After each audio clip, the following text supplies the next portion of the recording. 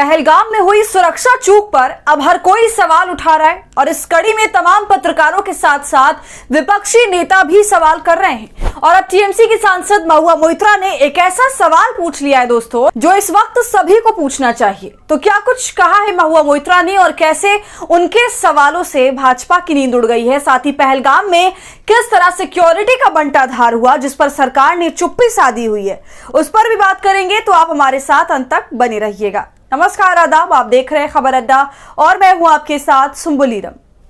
दोस्तों, पहलगाम हमला सीधे तौर पर भारत सरकार का इंटेलिजेंस फेलियर है और ये बहुत हैरानी की बात है कि वहां हजारों सैलानियों की मौजूदगी थी, लेकिन सुरक्षा के नाम पर कोई जवान, कोई पुलिस वाला वहां पर तैनात नहीं था और इससे भी बढ़ के कहीं सीसीटीवी कैमरा तक नहीं लगे थे। तो जाहिर सी बात है कि सुरक्षा को लेकर जितने भी दावे किए गए हैं भाजपा सरकार की तरफ से, वो सब के सब खोखले निकले। जिस तरह अमित शाह और मोदी मंचों से बड़े ताव से ये कह रहे थे कि हमने आतंकवाद का पूरा इकोसिस्टम ही उखाड़ दिया है, लेकिन क्या यही सुरक्षा है इनकी? सरकार हिंदुओं की बात तो करती है, लेकिन उसके राज में हिंदू ही सुरक्षित नहीं है, ये बात अब समझने वाली है। लेकिन देश का मीडिया मोदी शाह के हर एक लम्हे को ऐसे दिखा रहा है जैसे पता नहीं कौन सा तीर मार दिया हो, एक डॉक्यूमेंट्री की तरह पेश किया जा रहा है। अमित शाह के प्लेन पर चढ़ते हुए का वीडियो सामने आ रहा है, अमित शाह के लोगों के पास पहुंचने का वीडियो सामने आ रहा है, उनके भावुक होने का वीडियो, सब कुछ इस तरह से दर्शाया जा रहा है जैसे पता नहीं कौन सी वीरता का मिसाल दे दिया हो और कौन सा बड़ा एहसान कर दिया हो ये सब करके। भाई, ये सब तो आपको करना ही है, लेकिन इसके अलावा जो असल काम है वो भी करना है, लेकिन उस पर कोई बात नहीं हो रही है।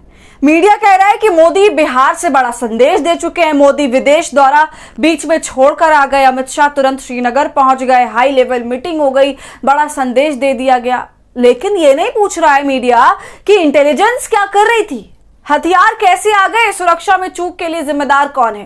पहलगाम में 2000 पर्यटक थे, उनकी सुरक्षा के लिए एक सुरक्षा कर्मी भी क्यों तैनात नहीं था?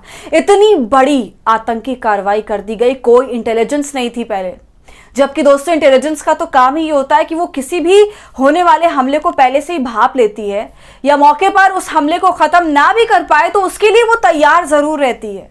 लेकिन यहां तो पूरा का पूरा सिक्योरिटी और इंटेलिजेंस सोया हुआ था, लेकिन इस सब की कोई जिम्मेदारी तक नहीं ले रहा। जबकि पहले जब भी कोई आतंकी हमला देश पर हुआ करता था तब मीडिया सरकार से सवाल करती थी, इंटेलिजेंस और पुलिस पर सवाल उठते थे, सत्ता से आंखों में आंखें डालकर सवाल होते थे। और मीडिया तो छोड़िए, ये जो हमारे प्रधानमंत्री आज जवाबदेही से और जिम्मेदारी से भागते फिर रहे हमेशा की तरह, कल वो भी विपक्ष की जगह खड़े थे और जब देश में आतंकी हमला हुआ था तो सरकार से उसकी जवाबदेही मांग रहे थे और उसको जिम्मेदारी लेने के लिए कह रहे थे।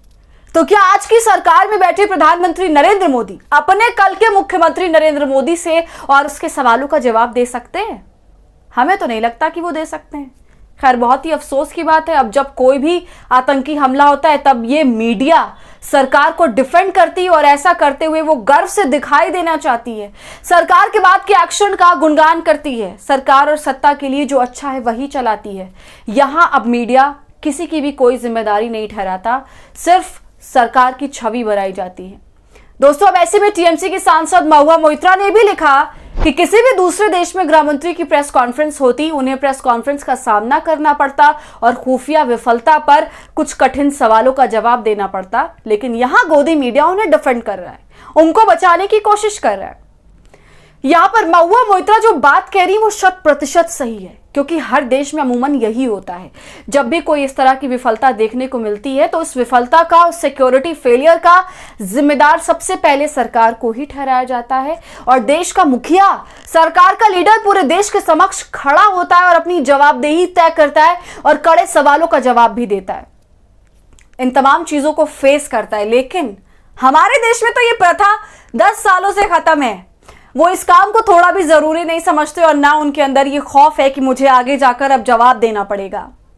दोस्तों, जब ये चुनाव हारते हैं तब तो इनके अंदर खलबली मच जाती है, चारों तरफ दौड़ लगा देते हैं। ये अमित शाह को फौरन भेज दिया जाता है कि जाइए और देखिए क्या कमी रह गई, किसने गद्दारी कर दी, हाई लेवल मीटिंग बुला ली जाती है, सबकी क्लास लगती है कि भाई कैसे तैयारी करी कि हम जीत नहीं पाए, किसी ना किसी को फिर इसका जिम्मेदार भी ठहराती है पार्टी, और हारने के बाद भी हार नहीं मानते हैं, ये निकल जाते हैं दूसरों की पार्टी तोड़ने, गठबंधन करने, विधायकों सांसदों को खरीदने।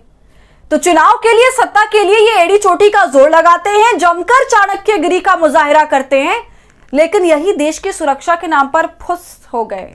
गुब्बारे में से हवा निकल गई। 56 इंची सीना पहले तो सिकड़ा हुआ था, लेकिन अब तो इनविजिबल हो गया है।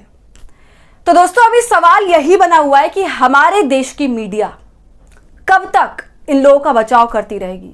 वैसे इनका बचाव करते करते ये भी इन्हीं में डूब गए हैं। तो दोस्तों, आपका इस पूरी वीडियो पर क्या कहना है? महुआ मोइत्रा के बयान पर आपकी क्या राय है? कमेंट कर हमें जरूर बताइए। वीडियो पसंद आई हो तो इसे लाइक और शेयर करें और खबर अड्डा को यूट्यूब पर सब्सक्राइब कर लें।